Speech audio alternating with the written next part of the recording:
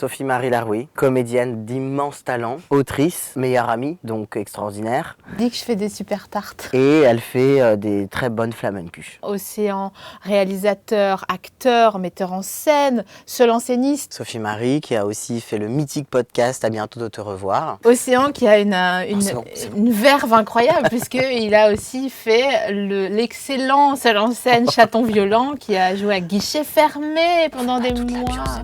Ok. Je me suis dit que ça serait chouette de documenter cette transition parce que les gens connaissent très peu la transidentité et les questions trans, surtout dans ce sens-là. Donc j'ai commencé à filmer en fait ma mère, mes amis, mon entourage, pour être moi celui qui regarde les autres plutôt que moi qui suis regardé. Et ça s'est très bien passé, la saison a été beaucoup vue, donc j'ai fait une deuxième saison sur la diversité des parcours des personnes trans pour donner une ressource aussi aux gens qui pouvaient être concernés, qui se sentaient seuls ou isolés, qui s'inquiétaient. Et donc de dire, bah non, une transition peut bien se passer aussi.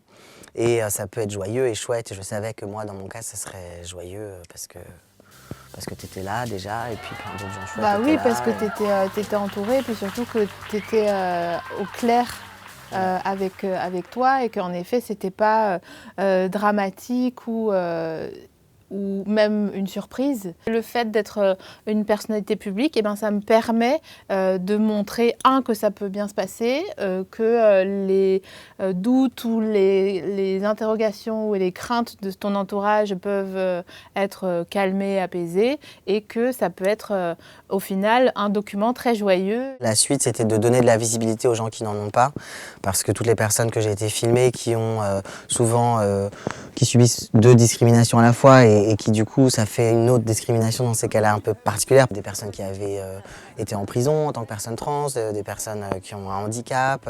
J'ai un copain qui est en fauteuil et qui raconte un peu justement ce qui a été le plus compliqué pour lui entre le fait d'être en fauteuil ou d'être trans. Montrer aussi des meufs trans parce que y a plein de femmes trans du coup moi que je pouvais pas représenter en tant qu'homme trans. La saison 2, c'était justement avoir ouvert la brèche dans ce sujet-là qui était soit maltraité, soit méconnu, pour donner la parole à plein de gens qui méritaient vraiment, puisque c'est le futur, d'avoir la parole. Je sais que mon avis a une importance aux yeux d'Océan et j'avais pas besoin d'être mise en valeur particulièrement, juste on le vivait à la ville. Te fous pas en l'air, parce que moi je veux pas être tout seul. Ça c'est ton tirage. Travaille, parce que sinon tu vas avoir des petits collants 90 deniers rouges, et ça y a pas moyen. On déteste. Hein. Et reste tranquille parce que ton cœur est martelé d'épée. Et quand ton cœur est martelé d'épée, c'est qui te récupère? Eh ben c'est Bibax, mon vieux.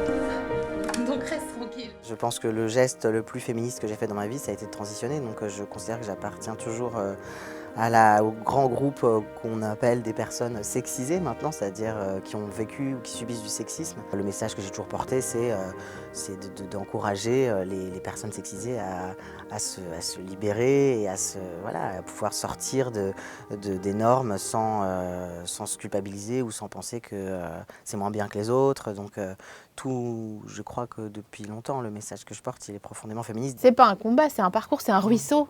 C'est un ruisseau qui va vers des confluents et qui devient l'Yonne, puis la Seine, puis la Loire. C'est vraiment ça ruisselle, ça chemine. Tu l'as ? Aïe. Trop de crossfit.